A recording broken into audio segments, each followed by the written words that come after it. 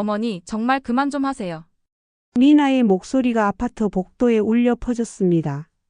경비원과 지나가던 이웃들이 모두 돌아봤어요. 아들 보겠다는데 왜 이러는 거야? 정화의 목소리가 떨렸습니다. 김치통을 든 손이 부들부들 떨리고 있었어요. 도윤이가 어머니 때문에 스트레스 받는다고 했잖아요. 왜 자꾸 와서 괴롭히세요? 괴롭힌다고? 네, 맞아요. 무단침입이나 다름없어요. 이러시면 신고할 수밖에 없어요. 주변 사람들이 수군거렸습니다. 저 할머니가 뭘 잘못했길래 며느리가 너무 하는 거 아냐 하는 소리들이 들렸어요. 미나야 제발. 정화의 눈에서 눈물이 흘러내렸습니다. 68평생 이런 모욕은 처음이었어요. 어머니, 마지막으로 말씀드려요. 다시는 오지 마세요. 문이 닫혔습니다. 하지만 그들은 몰랐습니다. 문 너머에서 들려오는 희미한 신음소리를, 그리고 정화가 30년간 길러온 예리한 직감을 말이에요. 이야기가 시작 전 구독을 눌러주세요. 안녕하세요. 저는 윤정화입니다. 올해 68이고요. 인천 강화도에서 태어나 평생을 이곳에서 살았습니다. 강화도 바람은 참 매섭습니다. 특히 겨울바람은요. 서해에서 불어오는 찬바람이 온몸을 파고들어 뼛속까지 시리게 하죠. 그런데 신기한 건 이런 바람을 30년간 맞으며 버스를 몰았던 제게는 오히려 친근합니다. 바람 소리만 들어도 날씨를 알 수 있고 도로 상황까지 짐작할 수 있거든요. 은퇴한 지 이제 3년째입니다. 남편이 먼저 떠난 뒤로는 혼자 작은 분식집을 운영하고 있어요. 강화도 시내버스 종점 근처에 있는 조그만 가게인데 단골 손님들이 정화씨 김치찌개는 정말 맛있다고 해주시니까 나름 보람이 있습니다. 오늘도 새벽부터 부지런히 움직였습니다. 김장 준비를 위해 배추를 다듬고 양념을 갖추느라 정신없었거든요. 그런데 아무래도 제일 중요한 건 아들 도윤이 집에 가져다 줄 김치였습니다. 도윤이는 제 하나뿐인 아들이에요. 서울에서 공공데이터 분석가로 일하고 있죠. 꼼꼼하고 온화한 성격이라 어릴 때부터 말썽 한 번 피운 적이 없는 착한 아이였습니다. 결혼한 지는 이제 2년째 되었고요. 며느리 미나는 심리 코칭 관련 일을 한다고 들었습니다. 온라인으로 강의도 하고 상담도 해주는 모양이에요. 말씨가 참 곱고 항상 정중하게 인사를 드리니까 처음엔 참 좋은 며느리를 얻었구나 싶었습니다. 그런데 요즘 들어 뭔가 이상했어요. 연락이 뜸해지기 시작한 거죠. 예전에는 일주일에 한두 번은 도윤이가 안부 전화를 했는데 근래에는 한 달에 한 번 있을까 말까 합니다. 그것도 몇 마디 주고받다가 금세 끊어버리고요. 아무래도 신혼이니까 그럴 수도 있지 하고 생각하려 했지만 어머니 마음이라는 게 그렇게 쉽게 정리되지 않더라고요. 밤마다 뒤척이며 혹시 내가 뭔가 잘못했나 싶기도 하고 너무 간섭하나 하는 생각도 들었습니다. 그래서 오늘 김치를 담그면서 결심했어요. 직접 가서 전해주자고요. 김치통 2개에 꽉꽉 눌러 담고 비닐봉지로 꼼꼼히 싸서 지하철을 탔습니다. 서울 가양동까지는 지하철로 1시간 반 정도 걸립니다. 차창 밖으로 스쳐 지나가는 풍경을 보며 도윤이가 좋아할까 하는 생각에 마음이 설렜어요. 어릴 때 제가 담근 김치를 그렇게 맛있게 먹던 모습이 떠올랐거든요. 아파트 단지 입구에서부터 마음이 두근거렸습니다. 엘리베이터를 타고 14층까지 올라가는 동안 무슨 말을 해야 할지 머릿속으로 정리해 봤어요. 갑자기 와서 미안하다는 말부터 시작해야겠다고 생각했죠. 초인종을 눌렀습니다. 잠깐의 정적 뒤에 미나 목소리가 들렸어요. 어머니세요? 응, 미나야. 김치 좀 가져왔어. 그런데 문이 열리지 않았습니다. 대신 인터폰 너머로 미나의 목소리만 들렸어요. 어머니 죄송한데요. 요즘 집 정리하느라 좀 어수선해서요. 안으로 들어오시기가 곤란할 것 같아요. 순간 당황스러웠습니다. 김치통을 2손에 들고 서 있는데 문조차 열어주지 않는다는 건 예상하지 못했거든요. 그럼 도윤이라도 잠깐 볼 수 있을까? 도윤이는 지금 잠들어 있어요. 요즘 번아웃이 와서 컨디션이 안 좋거든요. 깨우기가 좀 그렇네요. 어쩔 수 없이 현관 앞에 김치통을 내려놓았습니다. 그런데 그때였어요. 집 안에서 희미한 소리가 들린 거죠. 엄마. 아주 작고 약한 목소리였습니다. 확실하지는 않았지만 도윤이 목소리 같았어요. 그런데 뭔가 평소와 달랐습니다. 힘없고 간절한 느낌이었거든요. 잠깐 숨을 멈추고 귀를 기울여 봤지만 더 이상 아무 소리도 들리지 않았습니다. 미나 씨는 아무것도 못 들은 듯이 계속 말을 이어갔어요. 어머니 정말 감사해요. 김치 잘 먹을게요. 날씨 추우니까 감기 조심하시고요. 30년간 버스를 몰면서 길은 직감이라는 게 있습니다.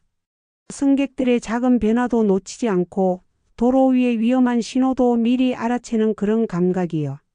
지금 그 감각이 뭔가 이상하다고 신호를 보내고 있었습니다. 하지만 확신할 수는 없었어요. 혹시 제가 너무 예민하게 반응하는 건 아닐까 하는 생각도 들었고요. 무엇보다 며느리 앞에서 괜한 의심을 드러내고 싶지 않았습니다. 그래, 알았어. 도윤이 몸조리 잘 시켜줘. 아파트를 나서면서도 마음이 편하지 않았습니다. 지하철을 타고 강화도로 돌아오는 내내 그 희미한 목소리가 귓가에 맴돌았어요. 엄마라고 부르는 도윤이의 목소리가요. 분식집에 도착해서도 마음이 무거웠습니다. 설거지를 하면서도 다음 날 장을 보면서도 계속 그 생각만 났어요. 혹시 제가 놓친 게 있는 건 아닐까요? 그 이후로 일주일이 지났습니다. 김치를 전해드린 날 밤부터 계속 마음이 무거웠어요. 도윤이의 그 희미한 목소리가 자꾸 떠올랐거든요. 다음 날 아침 도윤이에게 카카오톡을 보냈습니다. 아들아, 어제 김치 맛있게 먹었니? 엄마가 정성껏 담갔는데. 한참 뒤에 답장이 왔어요. 네, 맛있어요. 그뿐이었습니다. 예전에 도윤이라면 엄마표 김치는 정말 최고예요. 미나도 너무 맛있다고 하네요 라고 길게 썼을 텐데요. 이상했지만 그러려니 했습니다. 며칠 뒤 다시 안부 메시지를 보냈어요. 요즘 몸은 좀 어떠니? 미나가 컨디션이 안 좋다고 하던데. 이번에도 단답이 돌아왔습니다. 괜찮아요. 점점 이상해졌습니다. 도윤이는 어릴 때부터 문장을 정확하게 쓰는 아이였거든요. 공공데이터 분석가라는 직업 특성상 더욱 그랬고요. 맞춤법은 물론이고 상대방이 이해하기 쉽게 친절하게 설명하는 습관이 있었는데 말이에요. 불안해진 마음에 직접 전화를 걸어봤습니다. 하지만 도윤이 폰은 계속 꺼져 있었어요.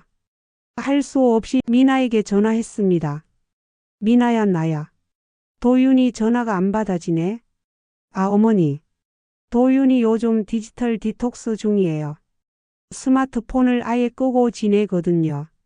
미나의 목소리는 여전히 정중했습니다. 하지만 뭔가 서둘러 끝내려는 느낌이 들었어요. 디지털 디톡스가 뭐니? 전자기기를 멀리하는 거예요. 번아웃 치료에 정말 효과적이거든요. 심리학적으로도 입증된 방법이고요.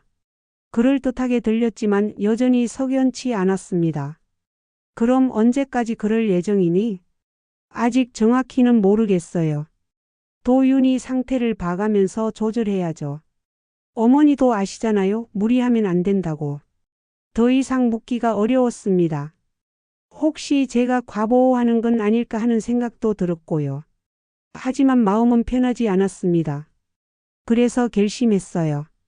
분식집 야간 영업을 당분간 접고 직접 서울에 가보기로 했습니다. 이튿날 저녁 6시경에 도윤이 아파트에 도착했습니다. 초인종을 눌렀어요. 미나야, 엄마야. 어머니 갑자기 어떻게 오셨어요? 도윤이 얼굴 좀 보려고. 괜찮지? 잠깐의 침묵이 흘렸습니다. 죄송한데요. 지금 도윤이 명상 시간이에요. 방해하면 안 돼요. 명상? 네, 마음 챙긴 명상이요. 번아웃 회복의 필수적인 과정이거든요. 하루에 2번씩 하고 있어요. 문은 끝내 열리지 않았습니다. 1시간을 기다려봤지만 소용없었어요. 그런 일이 며칠 더 반복되었습니다. 갈 때마다 핑계가 달랐어요. 지금 심호흡 훈련 중, 감정 정리 시간, 에너지 충전 중 같은 말들이었죠. 일주일째 되던 날, 아파트 경비실에서 잠깐 쉬고 있는데 경비원 아저씨가 말을 걸어왔습니다. 혹시 14층 박도윤 씨 어머니세요? 네, 맞습니다. 아, 그러시군요. 며칠 전부터 자주 오시는 걸 봤어요. 경비원 아저씨는 60대 초반 정도로 보였습니다. 인상이 선량해 보였어요. 아들이 몸이 안 좋아서 가끔 찾아뵀는데 잘 안 만나지더라고요. 아, 그러시구나. 그런데 말이에요. 아저씨가 주위를 둘러보더니 목소리를 낮췄습니다. 그 집 배달이 좀 이상해요. 배달요? 하루에 2번은 기본이고요. 많을 때는 3번까지도 와요. 근데 항상 부인 혼자 받으셨어요. 남편분은 한 번도 못 받고요. 가슴이 뜨끔했습니다. 어떤 배달인가요? 음식 배달이 대부분인데 양이 엄청 많아요. 2~3명이 먹을 분량 같던데. 그런데 이상한 건 늘 한 번만 받으시거든요. 집에 돌아와서도 경비원 아저씨 말이 계속 맴돌았습니다. 도윤이는 평소 소식하는 편이었는데 갑자기 음식을 많이 시켜 먹는다는 게 이상했어요. 그날 밤 다시 도윤이에게 메시지를 보냈습니다. 아들아, 요즘 뭐 먹고 지내니? 엄마가 밑반찬 좀 해서 가져다 줄까? 몇 시간 뒤에 답장이 왔어요. 괜찮아요, 잘 먹어요. 띄어쓰기도 없고 평소보다 더 어색했습니다. 도윤이는 문장 보호도 정확히 쓰는 아이였는데 말이에요. 다음 날 아침 미나에게 직접 전화했습니다. 미나야, 도윤이 좀 바꿔줄 수 있니? 어머니 죄송해요. 도윤이 지금 치료 프로그램 중이라 통화가 어려워요. 치료 프로그램? 네, 번아웃 극복을 위한 집중 치료예요. 외부 접촉을 최소화해야 효과가 있거든요. 점점 말이 복잡해졌습니다. 처음에는 단순한 휴식이라고 했는데 이제는 치료 프로그램이라고 하네요. 그럼 언제쯤 나아질까? 아직 시작 단계라서요. 몇 개월은 더 걸릴 것 같아요. 몇 개월이라는 말에 가슴이 답답해졌습니다. 그날 저녁 다시 아파트에 갔습니다. 이번에는 조금 일찍 5시경에 도착했어요. 엘리베이터에서 내리자마자 복도에서 배달원과 마주쳤습니다. 또 오셨네요. 배달원이 제게 인사했어요. 자주 보는 사이인 듯 했습니다. 여기 자주 오세요? 네, 거의 매일 와요. 한 번에 3개씩 주문하시더라고요. 배달원이 들고 있는 음식 가방이 정말 컸습니다. 도윤이와 미나 씨 둘이 먹기에는 너무 많은 양 같았어요. 그때 14층 복도에서 미나 씨가 나왔습니다. 저를 보자 순간 표정이 굳어지더니 배달원에게만 집중했어요. 수고하셨어요. 배달 음식을 받고 문을 닫으려는 미나에게 다가갔습니다. 미나야, 엄마야. 잠깐만. 어머니, 지금 도윤이 상태가 정말 안 좋아요. 오늘은 정말 곤란해요. 문틈으로 집안이 살짝 보였는데 뭔가 어수선해 보였습니다. 그리고 이상한 냄새가 났어요. 음식 냄새가 아니라 뭔가 답답하고 탁한 냄새였죠. 도윤이 목소리라도 한 번만 들을 수 있을까? 정말 죄송해요. 지금은 절대 안 돼요. 문이 쾅 닫혔습니다. 집으로 돌아오는 지하철 안에서 계속 생각했습니다. 뭔가 확실히 이상했어요. 아들의 카톡 문체, 배달 음식의 양, 면회 차단까지. 하나하나는 설명이 될 수 있지만 모든 게 겹치니까 석연치 않았습니다. 그날 밤 침대에 누워서도 잠이 오지 않았어요. 30년간 버스 운전을 하면서 길은 직감이 계속 경고를 보내고 있었거든요. 이건 단순한 번아웃이 아니야. 마음 한구석에서 그런 목소리가 들렸습니다. 하지만 확신할 수는 없었어요. 그저 불안한 마음만 커져갔을 뿐이었습니다. 그 다음 주 저는 도윤이 회사에 직접 전화를 걸어봤습니다. 아무래도 직장에서라면 연락이 될 것 같았거든요. 안녕하세요. 공공데이터팀 박도윤 씨 어머니인데요. 아들과 연락이 안 돼서 그러는데 혹시 출근하고 있나요?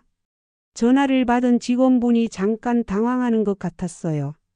아, 그런데요. 박도윤 씨는 현재 무기한 휴직 상태입니다. 휴직요? 네, 한 달 전쯤 휴직 신청서가 들어왔어요. 개인 사정으로요. 가슴이 철렁했습니다. 도윤이가 휴직했다는 얘기는 전혀 듣지 못했거든요. 혹시 어떤 사정인지 알 수 있을까요? 죄송합니다.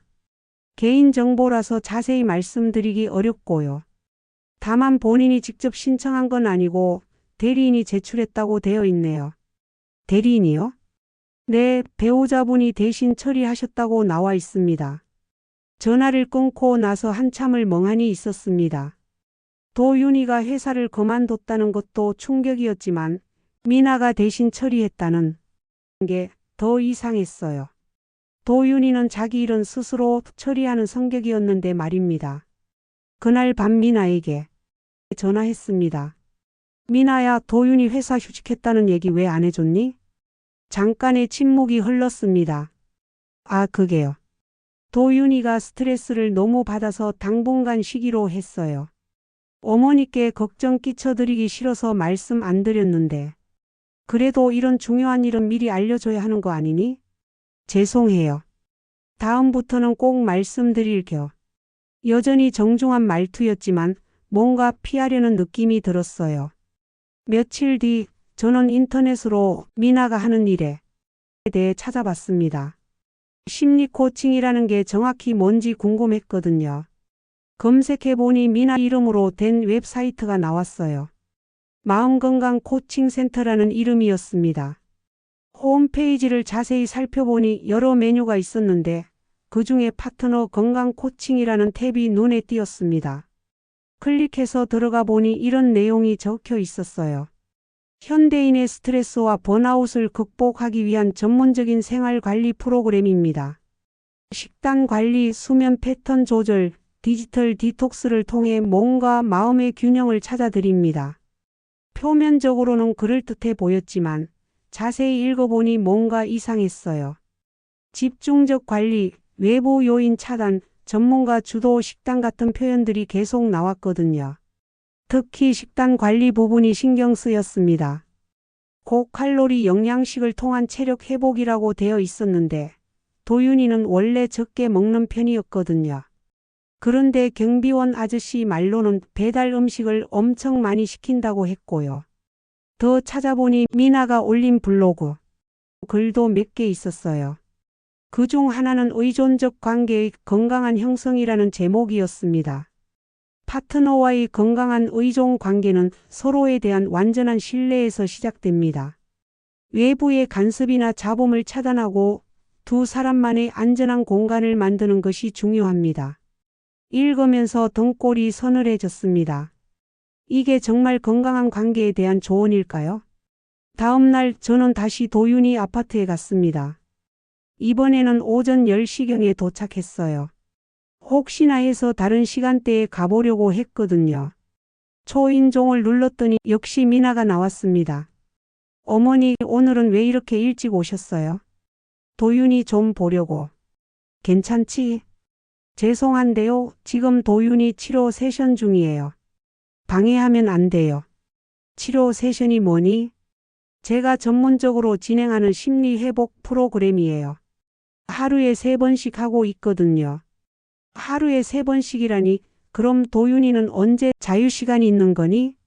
그럼 언제 끝나니? 오늘은 좀 늦게 끝날 것 같아요. 내일 다시 오시는 게 어떨까요? 미나야, 나도 답답해서 그러는 거야. 아들 얼굴 한번 보는 게 그렇게 어려운 일이니? 목소리가 조금 높아졌습니다. 참고 있던 답답함이 터져 나왔거든요. 어머니, 저도 이해해 주세요. 도윤이 상태가 정말 심각해요. 지금 단계에서 외부 접촉은 치료에 방해가 되거든요. 외부 접촉이라니, 나는 엄마야. 엄마가 왜 외부 접촉이니? 그게 아니라 도윤이가 지금 가족에 대한 스트레스가 좀 있어요. 죄송하지만 당분간은 거리를 두는 게 좋을 것 같아요. 순간 머리가 하얘졌습니다. 내가 도윤이에게 스트레스를 준다고? 무슨 소리야? 내가 도윤이한테 언제 스트레스를 줬다고? 어머니 무의식적으로 주는 압박감이 있으세요. 자주 연락하고 갑자기 찾아오시고 도윤이가 부담스러워해요. 가슴이 무너지는 것 같았습니다.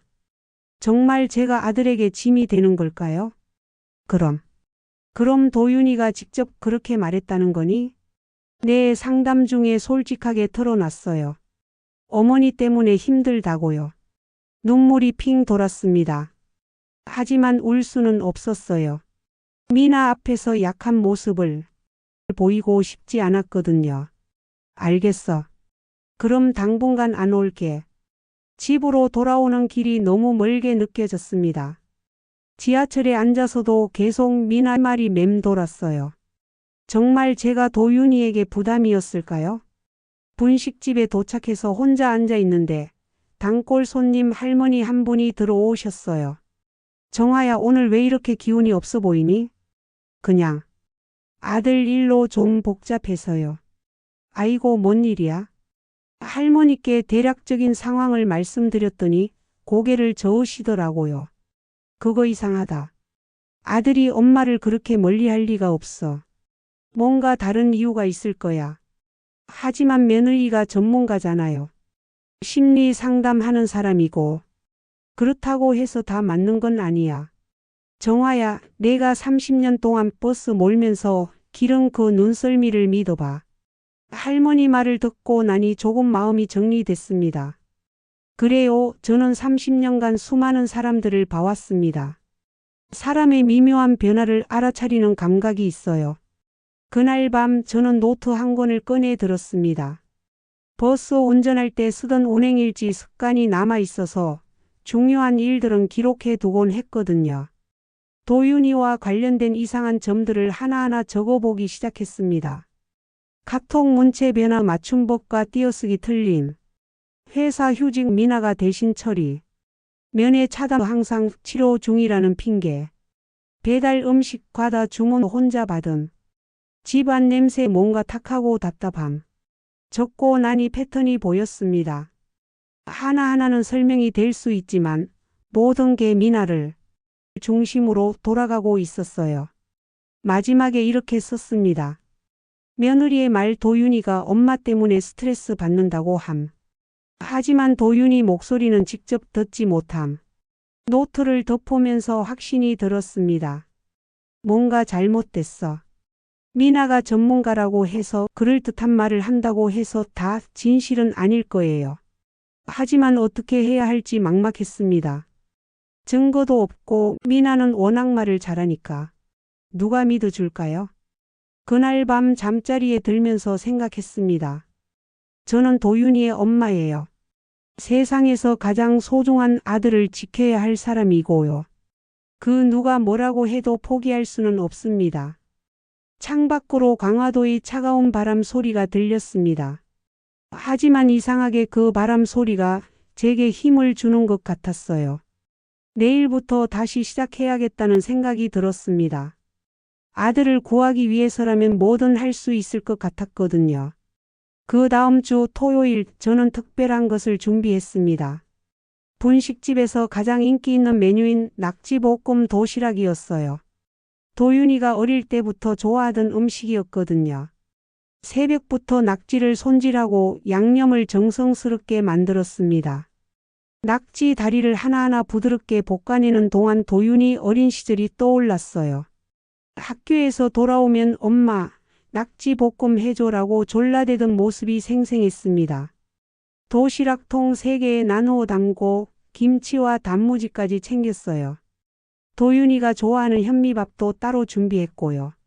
이번에는 미나가 뭐라고 해도 꼭 도윤이한테 전해주겠다는 마음이었습니다. 오후 2시경에 아파트에 도착했습니다. 평소보다 일찍 간 건 혹시 치료 시간을 피할 수 있을까 해서였어요.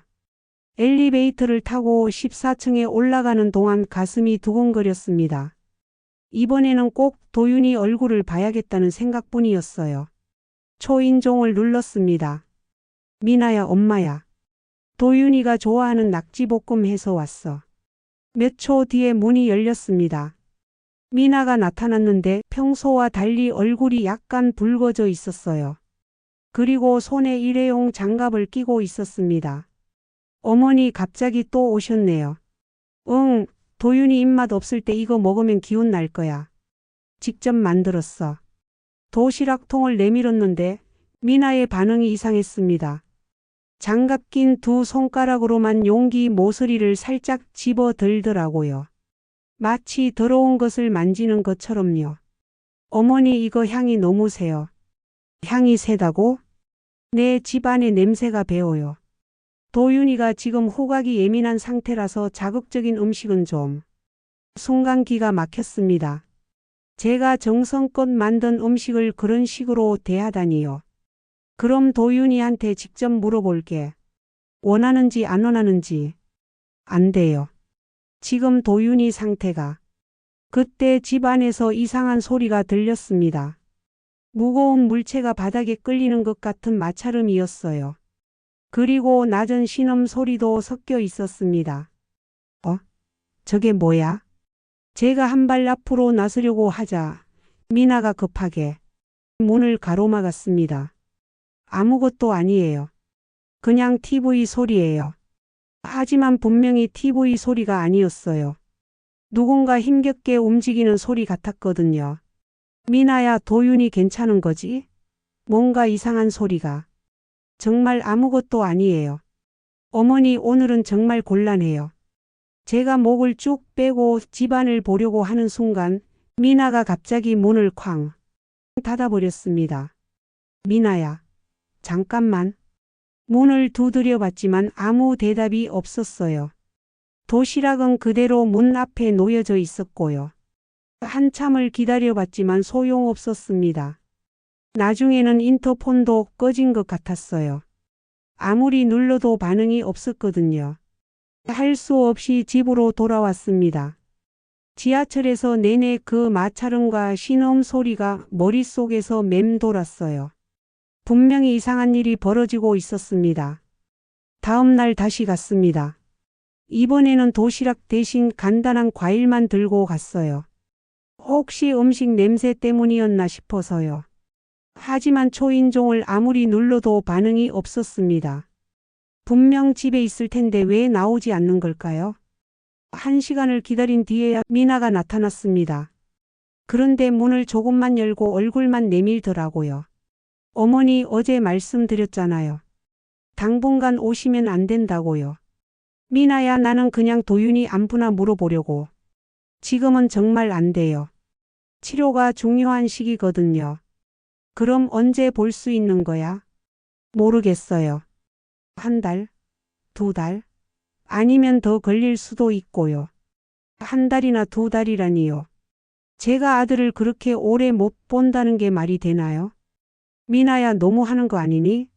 엄마가 아들 보겠다는데. 어머니 계속 이러시면 정말 곤란해요. 도윤이 회복에 방해가 되거든요. 그때 제 뒤에서 누군가 목소리가 들렸습니다. 또 오셨네요. 돌아보니 경비원 아저씨였어요. 안녕하세요. 경비원 아저씨가 미나를 보더니 고개를 끄덕였습니다. 부인, 어머니가 자주 오시는 것 같던데 들어가지도 못하시나 보네요. 미나 씨 얼굴이 순간 굳어졌습니다. 집안 사정이 좀 복잡해서요. 그렇구나. 그런데 요즘 남편분은 어떠세요? 통 안 보이시던데. 몸이 안 좋아서 집에서 쉬고 있어요. 그러시구나. 그런데 어젯밤에 이상한 소리가 났던데. 미나가 갑자기 끼어들었습니다. 아무것도 아니에요. TV 소리였어요. 그리고는 저를 보며 차갑게 말했어요. 어머니, 다시 한번 말씀드리는데 당분간 오시지 마세요. 정말 방해가 돼요. 문이 쾅 닫혔습니다. 이번에는 아예 인터폰도 뽑아버린 것 같았어요. 경비원 아저씨가 저를 안쓰럽게 바라봤습니다.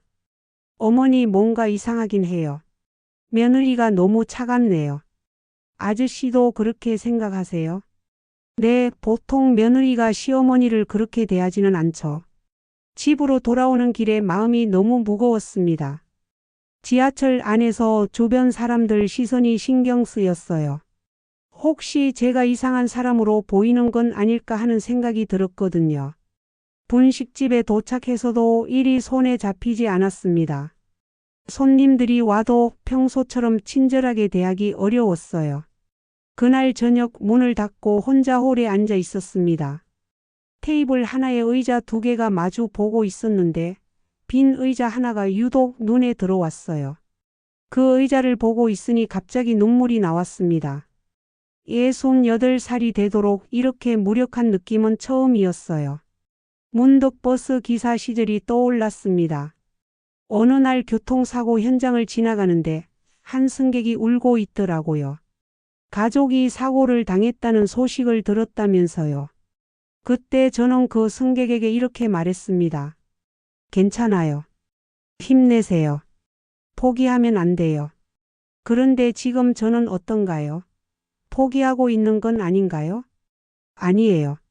저는 멈추지 않는 사람입니다. 30년간 어떤 날씨에도 어떤 도로 상황에도 버스를 몰았던 사람이에요. 승객들의 안전을 책임졌던 사람이고요. 지금 제가 지켜야 할 사람은 도윤이입니다. 제 아들이에요. 그날 밤 저는 다시 노트를 꺼내 들었습니다. 이번에는 다른 접근이 필요했어요. 감정적으로 접근하면 안 되겠더라고요.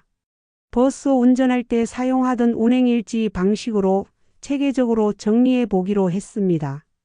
의심스러운 점들이라고 제목을 적고 하나씩 정리했어요.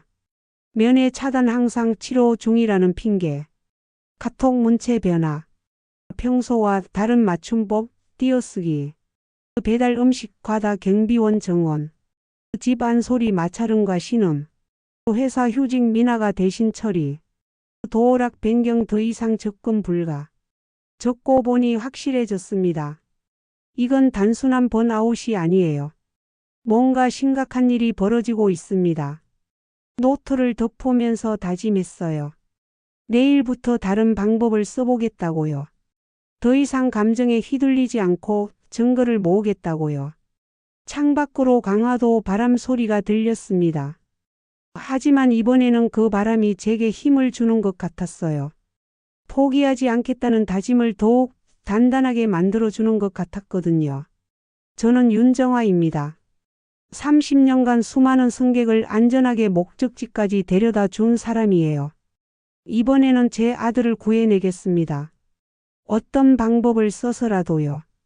그날 밤 잠이 오지 않아 분식집 주방에서 설거지를 하고 있는데 문득 도윤이 어린 시절이 떠올랐습니다. 도윤이는 어릴 때 멀미가 심했어요. 그래서 제가 운전하는 버스를 탈 때면 항상 앞좌석에만 앉으려고 했죠. 다른 승객들이 양해해 주셔서 가능했던 일이었습니다. 엄마 또 속이 메스꺼워. 괜찮아 도윤아. 엄마가 운전할 테니까 창밖만 봐. 멀리 보면 덜 어지러워. 그러면 도윤이는 고개를 끄덕이며 창밖 풍경을 바라봤어요. 제가 운전하는 동안 계속 뒷거울로 아들을 확인했던 기억이 납니다. 또 다른 기억도 떠올랐어요. 도윤이가 초등학교 6학년 때였습니다. 교내 과학 발표 대회에서 데이터로 숨은 패턴 찾기라는 주제로 발표한다고 했어요. 그날 저는 야간 근무를 마치고 집에 돌아와서도 잠들지 않았습니다. 도윤이가 입을 교복 셔츠를 정성스럽게 다렸거든요. 새벽 4시였지만 피곤하지 않았어요. 엄마 왜 안 주무세요? 도윤이 발표하는 날인데 어떻게 자겠니? 셔츠도 다리고 도시락도 싸야지. 그날 도윤이는 상을 받았어요. 평소에 조용하던 아이가 당당하게 발표하는 모습을 보며 얼마나 뿌듯했는지 모릅니다. 엄마, 데이터를 잘 보면 숨어있는 진실을 알 수 있어요. 도윤이가 상을 받고 나서 한 말이었어요. 그때 문득 깨달았습니다. 맞아요, 도윤이 말이 맞아요. 데이터를 보면 패턴이 보이고 패턴을 보면 진실을 알 수 있어요. 이번에도 그렇게 해야겠다고 생각했습니다. 감정적으로 접근하지 말고 차근차근 패턴을 찾아보자고요. 다음 날부터 본격적으로 정보를 모으기 시작했습니다. 먼저 배달 앱을 확인해 봤어요. 도윤이 집 주소로 검색하니까 주문 내역이 보이더라고요. 정말 놀라웠습니다. 하루에 2번씩, 많을 때는 3번까지 주문하고 있었어요. 메뉴도 이상했습니다. 고칼로리 음식들이 대부분이었거든요. 피자, 치킨, 족발, 보쌈 같은 기름진 음식들만 골라서 시키고 있었어요. 도윤이는 원래 담백한 음식을 좋아했는데 말이에요. 더 이상한 건 주물량이었습니다. 2사람이 먹기에는 너무 많았어요. 피자는 라지 사이즈로 2판씩, 치킨도 반마리가 아니라 1마리씩 시키고 있었거든요. 스마트폰으로 주문 시간까지 캡처해 뒀습니다. 패턴이 있을 것 같았거든요. 그 다음에는 아파트 경비실에서 정보를 얻어봤어요. 경비원 아저씨께서 도움을 주셨습니다. 엘리베이터 출입 기록을 보니까 정말 이상해요. 부인만 나타나고 남편분은 통 안 보여요. 언제부터 그랬나요? 1~2달 전부터인 것 같아요. 그전에는 가끔 같이 나오시기도 했는데 경비원 아저씨 말로는 미나 씨만 혼자 나오고 들어간다고 했어요. 주로 배달 음식을 받을 때나 쓰레기를 버릴 때였다고 하고요. 이런 정보들을 노트에 정리하면서 확신이 들었습니다. 뭔가 심각한 일이 벌어지고 있어요. 그런데 문제는 확실한 증거가 없다는 것이었습니다. 추측만으로는 누구도 믿어주지 않을 거예요. 그때 분식집 단골 손님인 민수 씨가 떠올랐습니다. 민수 씨는 통신 장비 수리 일을 하시는 분이에요. 가끔 분식집에 와서 혼자 김치찌개를 드시곤 했거든요. 민수 씨 혹시 부탁 하나 드려도 될까요? 네, 뭔가요? 조심스럽게 상황을 설명했더니 민수 씨가 고개를 끄덕이더라고요. 아, 그런 일이 있으셨구나. 요즘 그런 일들이 종종 있어요. 혹시 집안 상황을 확인할 수 있는 방법이 있을까요? 미니캠이라는 게 있긴 해요. 아주 작은 카메라인데 환경 센서처럼 생겨서 잘 안 보여요. 그런 걸로 확인할 수 있나요? 문틈에 설치하면 가능할 거예요. 하지만 불법이 될 수도 있어서. 민수 씨 제발 도와주세요. 아들이 위험할 수도 있어요. 민수 씨가 잠깐 고민하더니 조심스럽게 말했어요. 그럼 제가 한번 봐드릴게요. 하지만 조심해야 해요. 이틀 뒤 민수 씨와 함께 도윤이 아파트에 갔습니다. 민수 씨는 작은 가방에 장비를 들고 왔어요. 문틈에 붙이는 건데 아주 조심스럽게 해야 해요. 들키면 안 되거든요. 마음이 두근거렸지만 이제 돌이킬 수 없었습니다. 도윤이를 위해서라면 뭐든 해야 했어요. 그날부터 정말 조심스럽게 상황을 지켜보기 시작했습니다. 버스 기사 시절 기름 관찰력과 인내심이 필요한 때였어요. 민수 씨가 설치해준 미니캠을 통해 이틀 동안 영상을 확인했습니다. 처음에는 화질이 좋지 않아서 잘 보이지 않았어요. 하지만 점점 상황이 선명해졌습니다. 첫 번째로 포착된 장면은 오후 2시경이었어요. 미나가 큰 3단 도시락을 들고 집안 어딘가로 들어가는 모습이었습니다. 화면이 흔들리긴 했지만 중요한 장면을 놓치지 않았어요. 미나가 숟가락으로 뭔가를 떠먹이는 장면이 보였거든요. 그런데 그 모습이 이상했습니다. 오늘 목표 칼로리 채우면 핸드폰 줄게. 미나의 목소리가 작게 들렸어요. 달콤하고 부드러운 말투였지만 내용은 섬뜩했습니다. 카메라 각도상 전체가 보이지는 않았지만 침대 난간 쪽에 이상한 것들이 보였어요. 의료용 손목 보호대 같은 것들이 끈으로 연결되어 있었습니다. 그리고 잠깐 보인 도윤이의 모습은 충격적이었어요. 얼굴이 많이 부어 있었고 팔목 부분에 빨간 자국들이 있었거든요. 이건 치료가 아니야. 확신이 들었습니다. 하지만 더 확실한 증거가 필요했어요. 다음 날 민수 씨가 추가 장비를 가져왔습니다. 이걸로 소리도 녹음할 수 있어요. 하지만 정말 조심해야 해요. 고맙습니다, 민수 씨. 그날 밤 늦게 녹음된 내용을 확인했는데 더욱 충격적이었습니다. 도윤아, 오늘은 좀 많이 먹었네. 이제 움직이지 마. 소화시켜야지. 물 좀. 아직 안 돼. 3시간 후에 줄게. 대화 내용만 들어도 뭔가 심각하게 잘못되었다는 걸 알 수 있었어요. 그런데 더 놀라운 건 그 다음이었습니다. 미나가 노트북을 열고 뭔가 타이핑하는 소리가 들렸거든요. 호기심에 화면을 자세히 보니 온라인 포럼 같은 곳이었어요. 화질이 좋지 않아서 글씨는 잘 안 보였지만 아이디가 루틸러브라고 되어 있는 건 확인할 수 있었습니다.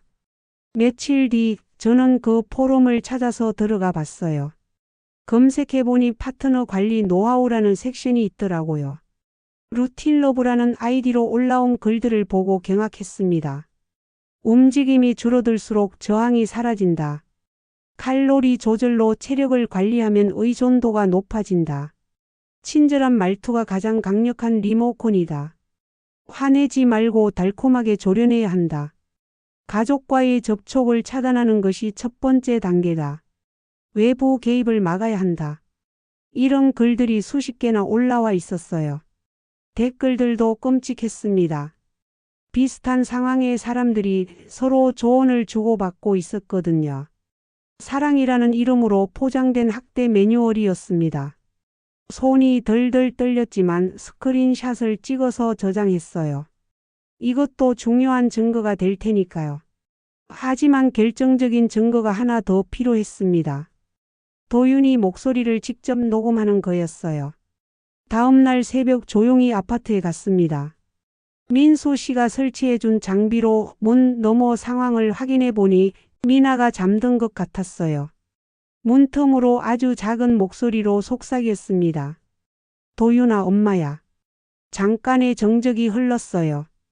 혹시 못 들었나 싶어서 다시 한 번 더 불러봤습니다. 도윤아, 엄마야. 괜찮니? 그때 집 안에서 거친 숨소리가 들렸어요. 엄마. 목소리가 너무 약했어요. 평소 도윤이 목소리와는 완전히 달랐습니다. 엄마. 난 걷고 싶어. 가슴이 찢어지는 것 같았습니다. 하지만 울면 안 됐어요. 녹음을 계속해야 했거든요.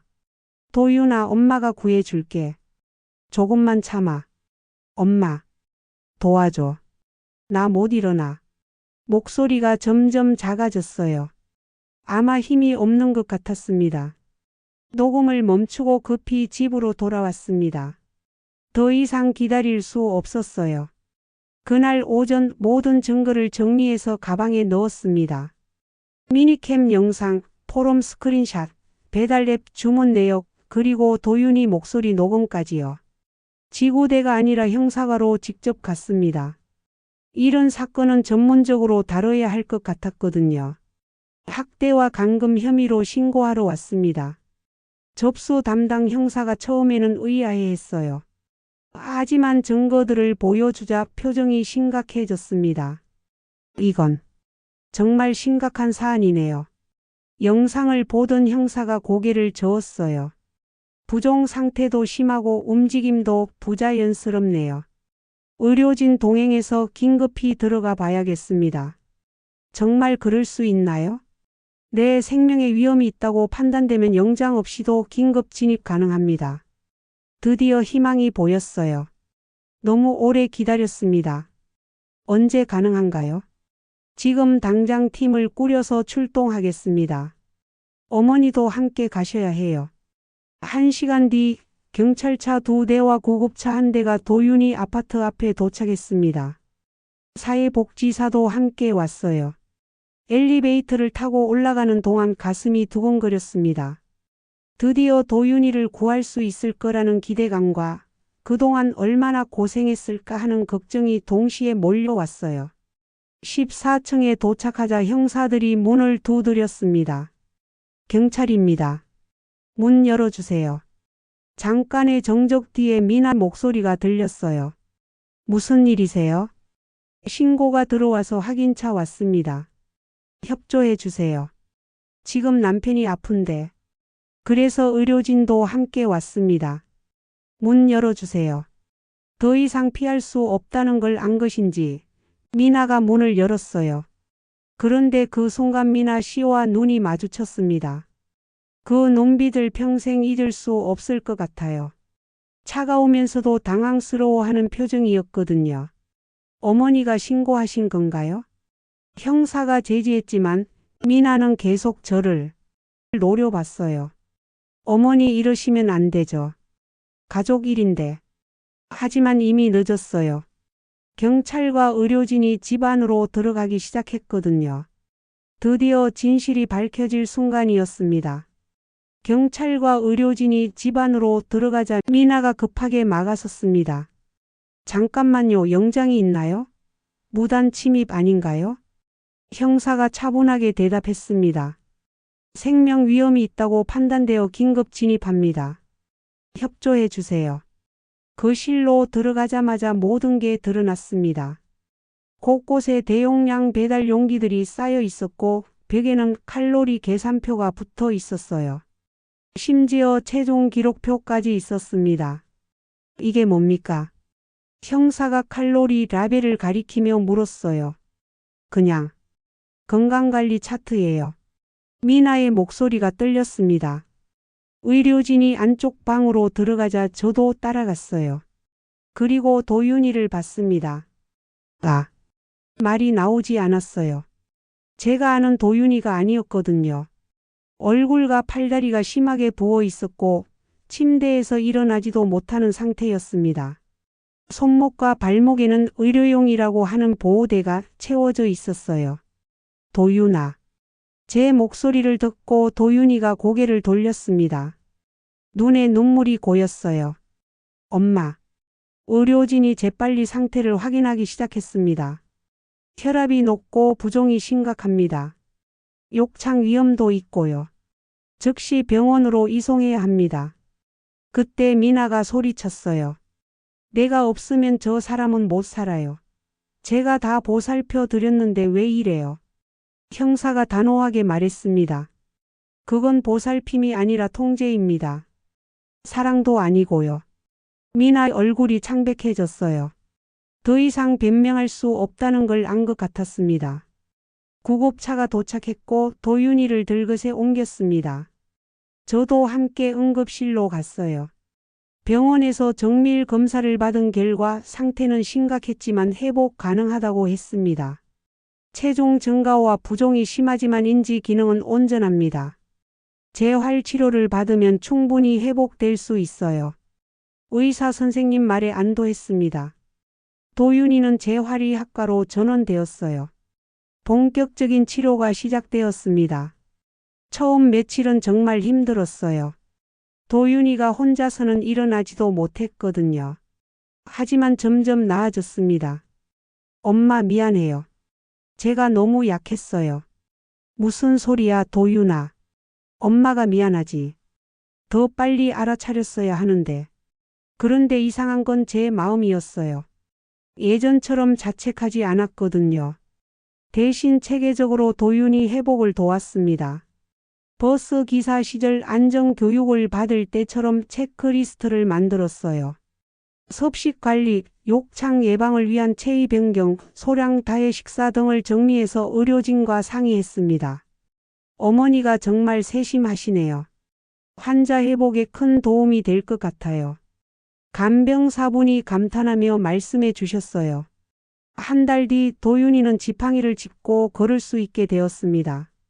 2달 뒤에는 혼자 화장실도 갈 수 있었고요. 그 사이 미나는 구속되었습니다. 감금상해 학대 혐의였어요. 재판 과정에서 제가 모은 증거들이 큰 역할을 했습니다.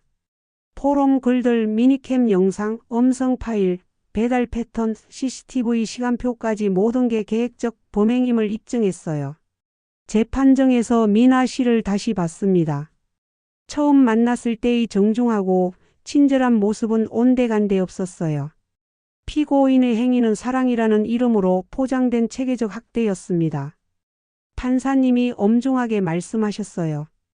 온라인 포럼을 통해 학대 방법을 공유하고 이를 실행에 옮긴 것은 매우 계획적이고 악질적인 범행입니다. 결국 미나는 징역 3년을 선고받았습니다. 재판이 끝나고 법정을 나오는데 도윤이가 제 팔을 잡았어요. 엄마 고마워요. 엄마가 아니었으면 저는 괜찮아 도윤아. 이제 다 끝났어. 그날 밤 병원에서 도윤이와 이야기를 나누었습니다. 엄마 저 정말 바보였어요. 처음에는 정말 치료라고 생각했거든요. 그럴 수 있어. 전문가라고 하니까 믿을만 했지. 점점 이상하다는 생각이 들었는데 그때는 이미 몸을 움직일 수가 없었어요. 도윤이 목소리가 떨렸습니다. 전화도 못하고 문자도 못 보내고 정말 무서웠어요. 이제 괜찮아. 엄마가 지켜줄게. 하지만 제 마음속에는 다른 생각도 있었어요. 이번 일을 통해 많은 걸 배웠거든요. 사랑한다는 이유로 상대방을 통제하는 건 진짜 사랑이 아니라는 것. 그리고 아무리 전문가라고 해도 의심할 줄 알아야 한다는 것을요. 무엇보다 포기하지 않는 게 중요하다는 걸 깨달았습니다. 만약 제가 미나 말만 믿고 포기했다면 도윤이는 어떻게 되었을까요? 석 달 뒤 도윤이는 퇴원했습니다. 완전히 회복된 건 아니지만 일상생활에는 지장이 없을 정도가 되었어요. 엄마 강화도 가서 며칠 쉬고 싶어요. 그래 바닷바람 쐬면서 푹 쉬어. 분식집으로 돌아온 도윤이는 예전보다 말수가 적었어요. 하지만 점점 밝아졌습니다. 특히 단골 손님들이 반겨주실 때는 환하게 웃기도 했고요. 도윤아 많이 힘들었구나. 이제 괜찮아. 할머니들이 도윤이를 보며 눈물을 흘리셨어요. 어느 날 도윤이가 말했습니다. 엄마 저 이제 서울 돌아가서 일하려고요. 몸은 괜찮겠니? 네, 의사 선생님이 괜찮다고 하셨어요.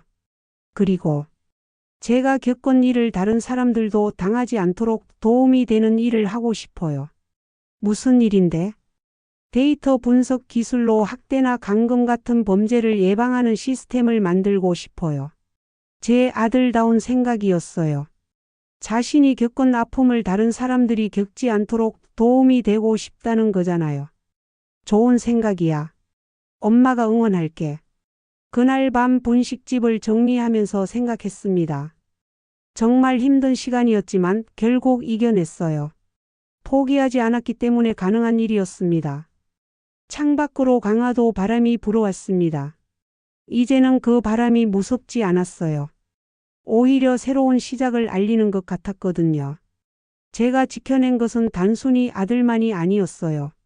진짜 사랑이 무엇인지, 그리고 포기하지 않는 엄마의 힘이 무엇인지 증명한 거였습니다. 이제 정말 새로운 시작이었어요. 10개월이 흘렀습니다. 도윤이는 이제 워커를 짚고 혼자 걸을 수 있게 되었어요.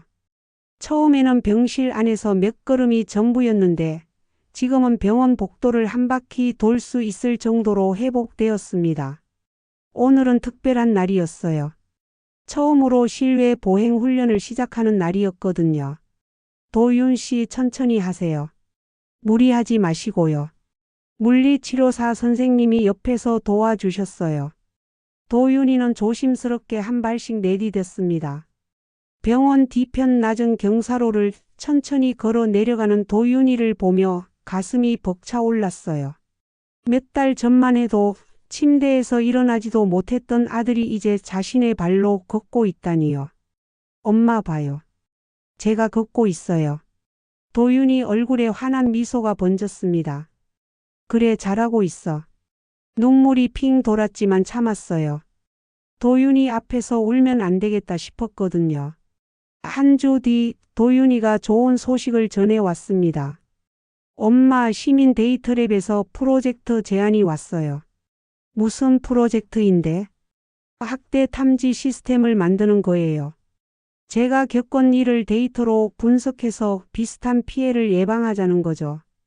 도윤이가 설명하는 내용을 들어보니 정말 의미 있는 일 같았어요.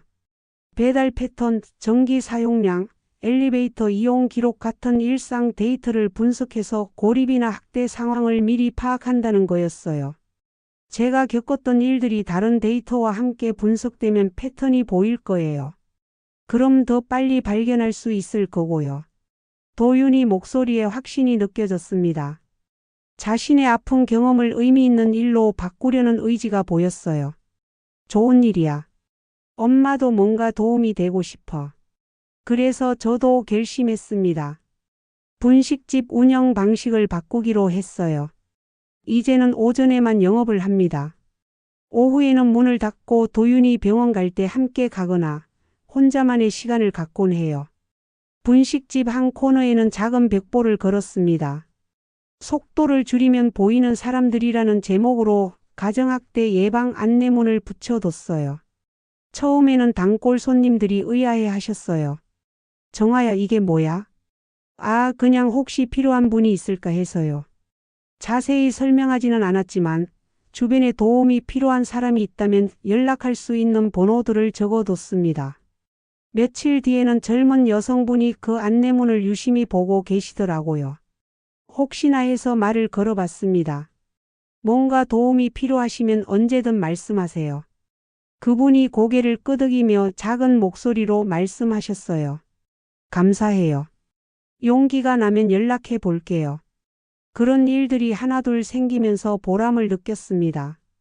작은 일이지만 누군가에게는 큰 도움이 될 수도 있겠다는 생각이 들었어요. 어느 날 저녁, 도윤이와 함께 강화도 해변을 천천히 걸었습니다. 도윤이는 지팡이를 짚고 있었지만 혼자서도 제법 잘 걸었어요. 엄마, 제가 다시 걸을 수 있을 거라고 생각하셨어요? 믿었어. 도윤이는 포기하지 않는 아이니까. 처음에는 정말 절망적이었어요. 다시는 못 일어날 것 같았거든요. 도윤이가 바다를 바라보며 말했습니다. 그런데 엄마가 포기하지 않으셨잖아요. 그래서 저도 포기할 수 없었어요. 가슴이 뭉클했습니다. 도윤아, 엄마가 미안해. 더 빨리 알아차렸어야 하는데. 아니에요, 엄마. 엄마가 아니었으면 저는 정말 못 일어났을 거예요. 도윤이가 제 손을 잡았어요. 엄마, 이제 난 다시 내 발로 살게요. 진짜로요. 그 순간 문득 깨달았습니다. 버스 운전을 할 때 가장 중요한 건 속도 조절이었어요. 빨리 가는 것보다 안전하게 가는 게 중요했죠. 사람을 살리려면 때로는 멈출 줄도 알아야 한다는 걸 이번에 배웠습니다. 도윤아, 엄마도 깨달았어. 버스는 멈출 줄 알아야 사람을 살린다는 걸. 그날 밤 분식집에서 일기를 썼습니다. 오랜만에 쓰는 일기였어요. 오늘 도윤이와 바닷가를 걸었다. 아직 완전히 회복된 건 아니지만 도윤이가 다시 웃고 있다. 그것만으로도 충분하다. 이번 일을 통해 배운 게 많다. 사랑한다고 해서 모든 게 용서되는 건 아니라는 것. 말이 부드럽다고 해서 마음도 부드러운 건 아니라는 것. 무엇보다 포기하지 않는 게 중요하다는 걸 다시 한번 깨달았다. 일기를 쓰고 나니 마음이 정리됐습니다. 다음 날 아침 분식집 문을 열면서 벽보를 다시 한번 확인했어요. 속도를 줄이면 보이는 사람들. 정말 그런 것 같아요. 너무 바쁘게 살다 보면 중요한 걸 놓칠 수 있거든요. 단골 손님 할머니가 들어오시며 말씀하셨어요. 정아야, 요즘 얼굴이 많이 밝아졌구나. 그런가요? 응, 뭔가 힘이 생긴 것 같아. 정말 그럴지도 모르겠어요. 힘든 시간을 이겨내고 나니 오히려 더 단단해진 기분이거든요. 오늘도 도윤이가 재활훈련을 마치고 분식집에 들를 예정입니다. 함께 저녁을 먹고 바닷가를 산책할 거예요. 예전처럼 빨리 걷지는 못하지만 천천히 함께 걷는 것만으로도 행복합니다. 속도를 줄였더니 비로소 보이는 것들이 있어요. 아들의 회복해가는 모습, 주변 사람들의 따뜻한 관심, 그리고 제가 할 수 있는 작은 도움들까지요. 이제 정말 새로운 시작입니다. 그럼 오늘 이야기는 여기까지입니다. 영상을 시청해주신 모든 분들 고맙습니다. 구독과 좋아요, 그리고 알림 설정 한 번씩 눌러주시면 정말 큰 힘이 됩니다. 인생의 단맛과 쓴맛을 모두 아시는 분들께서 공감하실 수 있도록 진짜 삶의 이야기들을 담아내고 있습니다. 때로는 가슴 뭉클한 사연으로, 때로는 따뜻한 위로가 되는 이야기로 여러분을 찾아뵙겠습니다.